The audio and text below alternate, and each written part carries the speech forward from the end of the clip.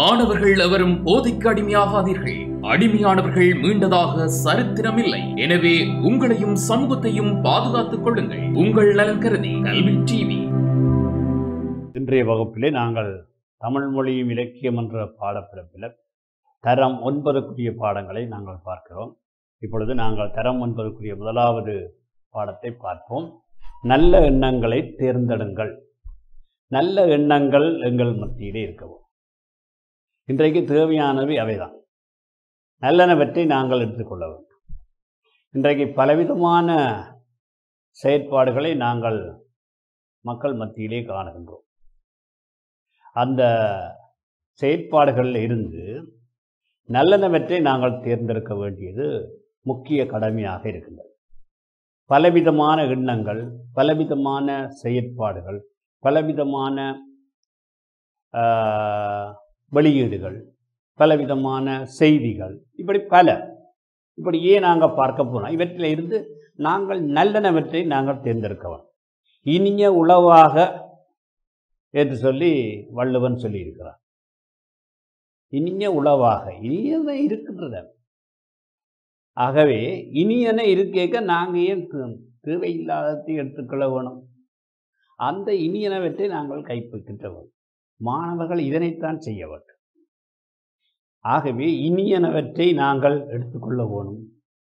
இனிய பேச்சுக்களை நாங்கள் பேச வேண்டும். இனியனவற்றை பேச வேண்டும். தகாத வார்த்தைகளை விடுத்து இனிய சொற்களை நாங்கள் பேச வேண்டும். இனிய சொற்களை கையாள வேண்டும். எழுதுகின்ற போது இனியனவற்றை எழுத வேண்டும். மற்றவர்களை குறை காண்றது எங்களுடைய பிறவி குணம் மாதிரி இருக்கு. குறையை காணாம நிறைய எடுத்துக்களுங்க. மற்றவர்கள் யாரும் பிழை விடுவது இயற்கை. பிழை விடாதவன் எவருமே இல்லை. பிழை விடுகிறான் என்றதுக்காக வேண்டி அந்த பிழையை எடுத்துக்காட்டி அவனை அந்த வஞ்சிக்கிற மாதிரியான ஒரு செயற்பாட்டை விடுத்து அவனிடம் இருந்து நல்லனவற்றை நாங்கள் பெற்றுக்கொள்ள வேண்டும். அவன் நல்லனவற்றை செய்திருந்தால் அவற்றை நாங்கள் பாராட்டோம். இப்படி அவனை திருத்தலாம்.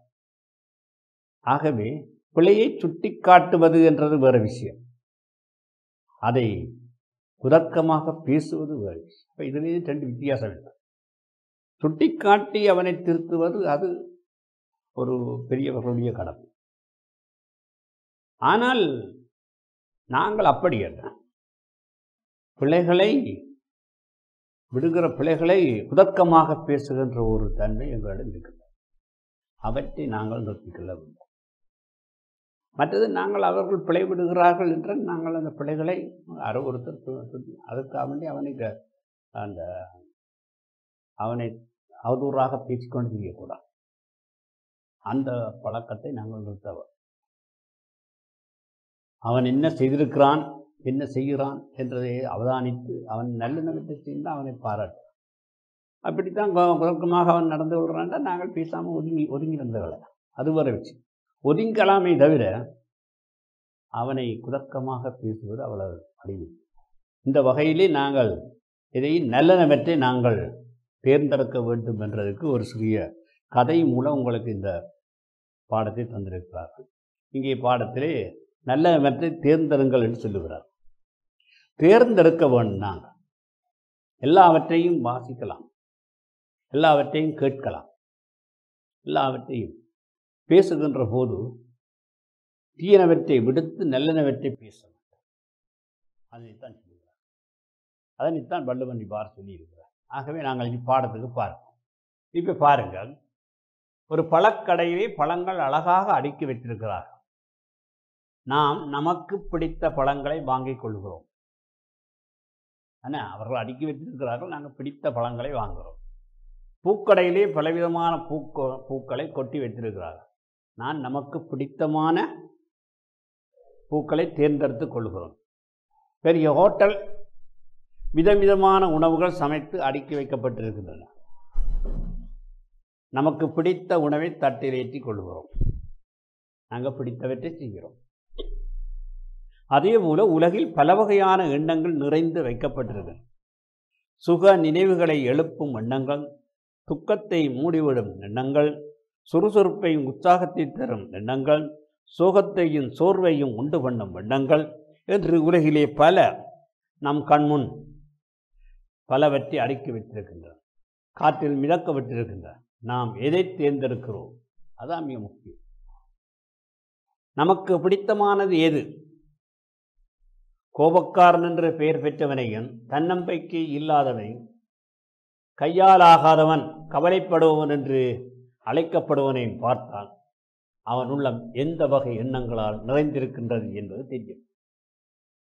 சிலர் முகத்தை பார்த்தாலே சொல்லிவிடலாம், துக்க கோடுகளை போட்டிருக்கிறதா, உற்சாகம் தன்னம்பிக்கை நிலைவிடுகின்றதா என்று. அவர்கள் அழுகிய பழத்தை வாங்குவர்கள், விலை குறைவாக வாடிய பூவை தெருவிலிருந்து பொறுக்குவர்கள், ஊசி போன உணவை முன்று விழுங்குபவர்கள் என்றெல்லாம் நாங்கள் இவற்றை சொல்லலாம். அவர்கள் எதை தேர்ந்தெடுத்தார்கள்? துக்கத்தை, துயரத்தை, பிரச்சனைகளை சமாளிக்க முடியாத அவலத்தை. இந்த கீழ்மட்ட எண்ணங்களை தேர்ந்தெடுப்பவர்கள் அதில் ஆழ்ந்து போகிறார்கள். மற்றவர்கள் மேம்பட்ட எண்ணங்களை தேர்ந்தெடுப்பவர்கள் வாழ்க்கையில் வெற்றி பட்டியல் இடம்பெறுகிறார்கள். எனக்கு ஏற்பட்ட நிலை அப்படி. நான் வருத்தப்படாமல் என்ன செய்ய முடியும் என்று சிலர் கேட்பது காதில் விழுகிறது. எனக்கு ஏற்பட்ட நிலை என்று சில பேர் சொல்லிக் கொள்ளுவார்கள்.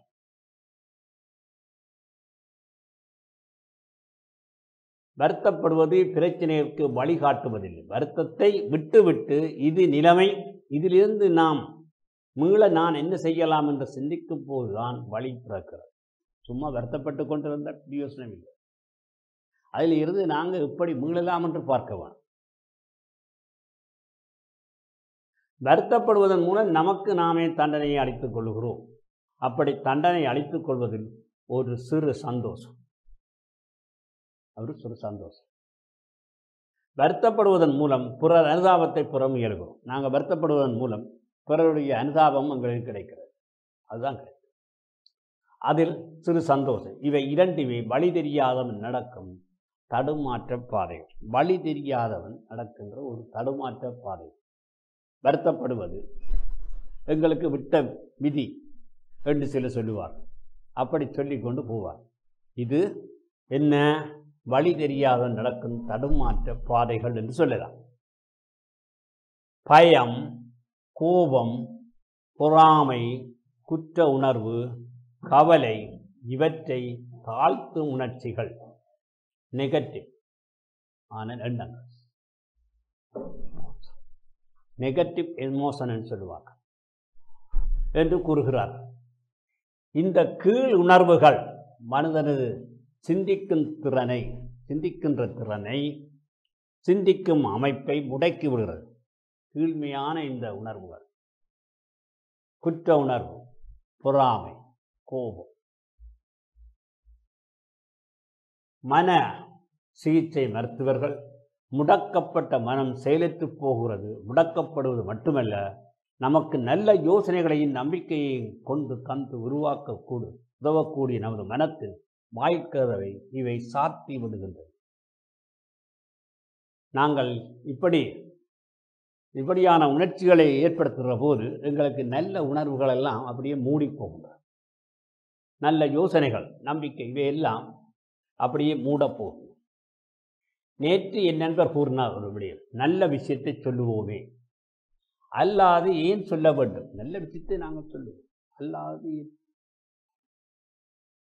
இதனைத்தான் நீங்க பாருங்க, கனி இருப்ப காய் கவர்ந்தற்று இனிய உளவாக இன்னாதன கூறல், கனி இருப்ப காய் கவர்ந்தற்று என்று வள்ளுவன் கூற்று. ஆகவே கனி இருப்ப காய் கவர்ந்தற்று என்று வள்ளுவர் கூறுவார். உண்மைதான். கனி இருக்கேக்க புளிக்கும் காயை கடிப்பானே. நல்ல அழகான கனி இருக்குது, நாங்கள் புளிக்கின்ற காயை கடிக்கிறோம். மனத்துக்குள்ளே விடும் சரியான எண்ணங்களை தேர்ந்தெடுக்கும் பொறுப்பு நம் கையில் இருக்கிறது. அப்ப நல்ல எண்ணங்களை நாங்கள் தேர்ந்தெடுக்கிறது, நல்ல சிந்தனைகளை நாங்கள் சிந்திப்பது எங்கள்கிட்ட தான் தங்கியிருக்கு. அதை விடுத்து நாங்கள் திசை மாறி போகக்கூடாது. பரீட்சையும் பெயிலாகிவிட்ட மாணவன் ஒருவன் தற்கொலை செய்து கொள்ளுகிறான். பரீட்சையிலே பெயிலான மற்றொரு மாணவனோ கணித மேதை ராமானுசரை கூட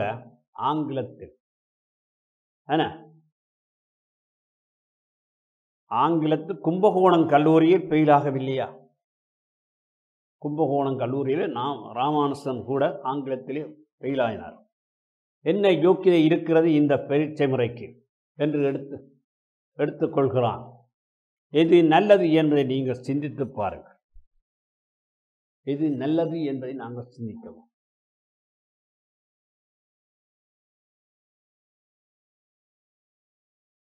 என் மனைவியுடன் வாழ முடியவில்லை, ஓடி வந்து விட்டேன் என்று சொன்னான் ஒருவன். மனைவியோடு வாழ முடியவில்லை, ஓடி வந்து விட்டேன். தத்துவஞானி சாக்ரட்டிஸ் தன் நண்பருடன் நின்று கொண்டு உரையாடி கொண்டிருந்த போது சாக்ரட்டிஸ் மனைவி முதல் குப்பையை கூட்டி மேல் மாடியில் இருந்து அவர் தலையில் கொட்டினான். சாக்ரட்டிஸின் மனைவி சற்று நேரம் கழித்து ஒரு வாளை தண்ணீரை கொண்டு வந்து உயர இருந்து அவர் தலையிலே ஊற்றினான். அந்த நேரில் சாக்ரட்டிஸ் கூறினார், முன்பு இடி இடித்தது, இப்போது மழை பெய்கிறது என்றார். மிக சர்வசாதாரணமாக சொல்லுவது. முதல் இடி இடித்தது, இப்பொழுது மழை பொழிகிறது, மழை பெய்கிறது.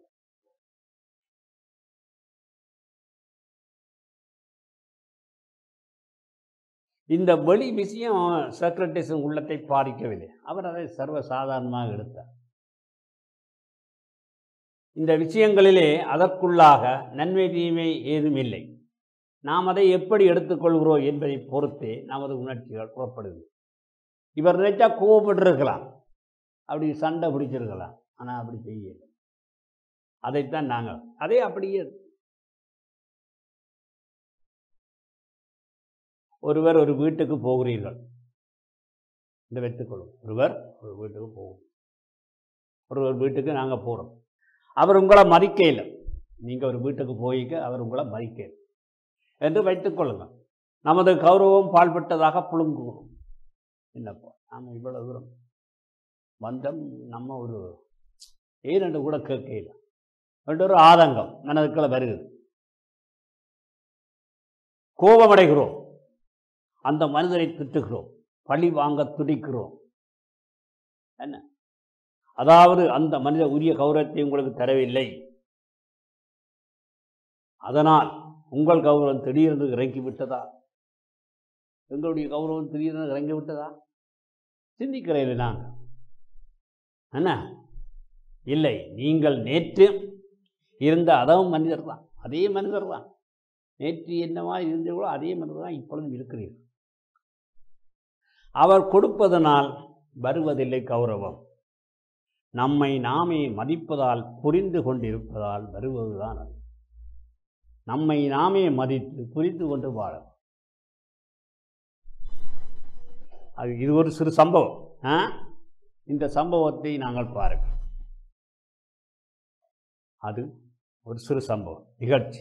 அது நம்மை பாதிக்க நாம் அனுமதிக்கலாம், அல்லது ஏதோ தூசி காற்றில் பறப்பதைப் போல அதை சாதாரணமாக எடுத்துக்கொள்ளலாம்.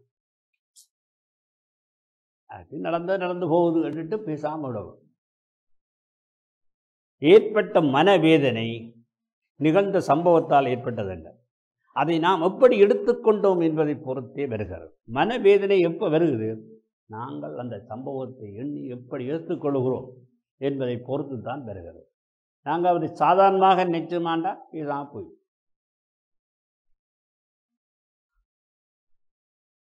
துறவி ஒருவர் வீட்டுக்கு பிச்சை கேட்க போனார். துறவி ஒருவர் ஒரு வீட்டுக்கு பிச்சை கேட்க போனார். அந்த வீட்டுக்காரன் அவரை திட்டினான். அந்த வீட்டுக்காரன் அவரை திட்டுறான். ஐயா சற்று நில்லுங்கள், நீங்கள் பிச்சை போட்டிருந்தால், நீங்கள் பிச்சை போட்டிருந்தீர்களானால் அந்த அரிசி யாருக்கு சொந்தம்? எனக்குத்தான். பிச்சை போட்டிருந்தால் அந்த அரிசி யாருக்கு சொந்தம்? எனக்குத்தான்.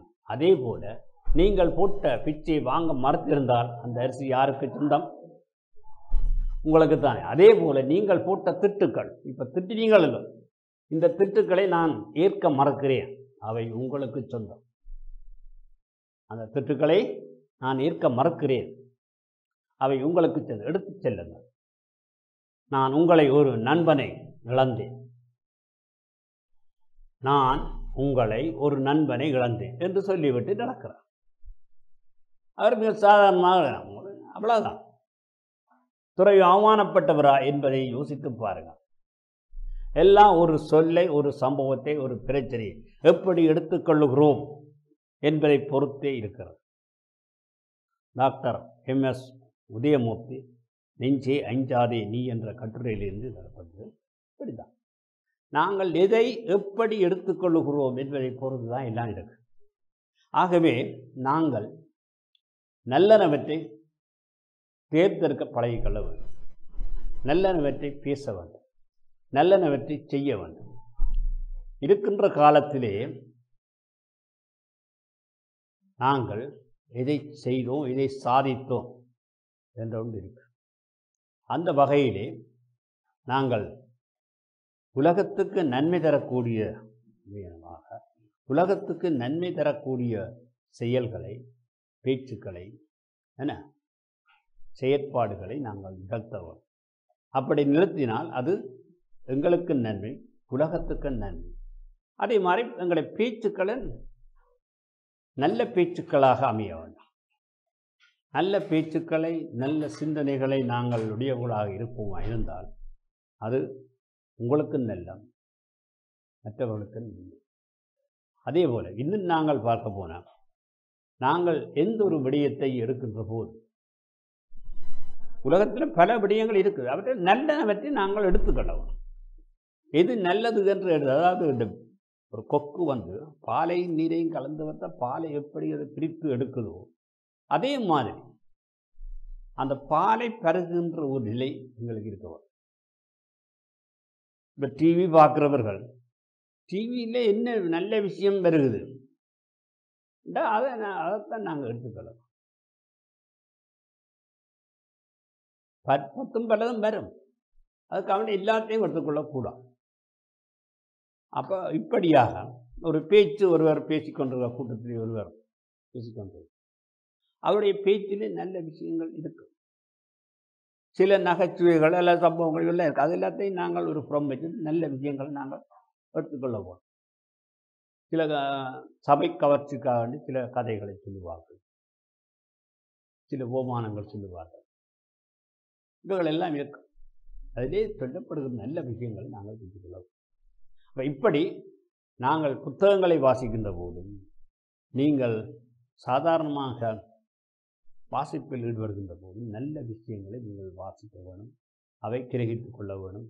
அவை தான் உங்களுக்கு பிரயோசனம் உடையதாக இருக்க முடியும். இந்த பாடம் எங்களுக்கு தெளிவரும். கல்வி டிவியில் புத்தம்புது நிகழ்ச்சிகளை உடனுக்குடன் பார்த்து மகிழ எமது Facebook மற்றும் YouTube பக்கத்தை லைக் செய்யுங்கள்.